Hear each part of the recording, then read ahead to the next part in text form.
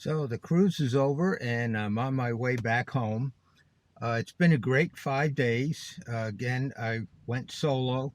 I had an inside cabin, which I really liked. It was terrific. I liked the position of the bed. You could get around it. I even had a full size couch and all that. Of course, I did a lot to try to keep up with the objectives I had for walking and exercise and reading and that kind of thing. And I'll have a little bit about that separately. But the cruise is over, 5 days. It was really a rather nice cruise. So I'm on my way home, and stay tuned for some more information on how the challenges went.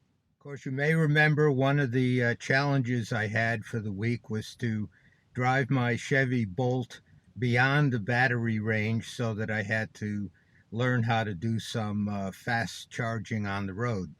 Of course, that didn't pan out because I ended up taking Kathy's RAV4 instead of my electric car. And that was actually a good thing. The RAV4 is definitely a nicer vehicle for extended highway driving. Plus, it gave Kathy an opportunity to spend a week or 5 days, whatever, with the electric vehicle. And she went out and did her thing and all that sort of stuff to sort of kind of get used to it because she tends to shy away from it. So it was a good thing all the way around, even though I personally didn't get to do any of that high speed charging and all of that sort of thing out on the road. So it worked out well anyway. One of my onboard objectives was to walk a minimum of 10,000 steps per day, which on a ship of this size turned out to be a piece of cake. What I like to do typically is get up early in the morning, 6 o'clock or so, and go out and walk the hallways. And I found that if I walked the hallways on one deck, I would accumulate about a half a mile. So I did 2 hallways per day, and that gave me a mile right off in the morning before breakfast and shower and all of that kind of thing. And of course, the cabin was at the extreme forward end of the ship, and all of the dining facilities and everything were at the opposite end. So I got to do a lot of walking the length of the ship in order to just kind of get some extra steps in. Beyond that, the biggest day I had was in Halifax because the ship is no longer docked close to where everything is.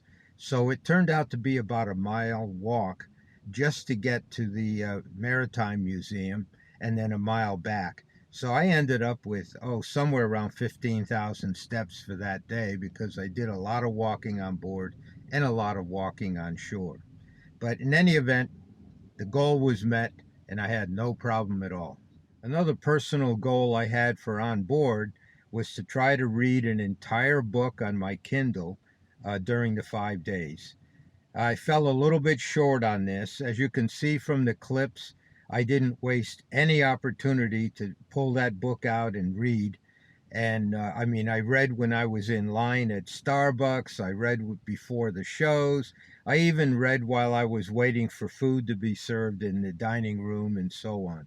So, and I did a lot of it places where I just made a point of pulling out that book and reading while I had a cup of coffee, something of that sort. So I fell a little bit short. I got about 75% of the way through a book. So, it was a lot of reading on my part, but I'm a slow reader, so it didn't come all the way to the 100%. But I'm pretty happy with the amount of time I spent reading. In fact, I enjoyed the book and I will finish it shortly. Another one of my goals was to close all 3 rings on the Apple Watch activity app. And that turned out to be a piece of cake as well. If you do all the step walking that I was doing, 2 of the rings will close automatically all by themselves. The third ring has to do with activity per hour, and you have to accumulate 12 hours, which is no problem at all. I close that ring every day without any issue at all. So that particular goal was met.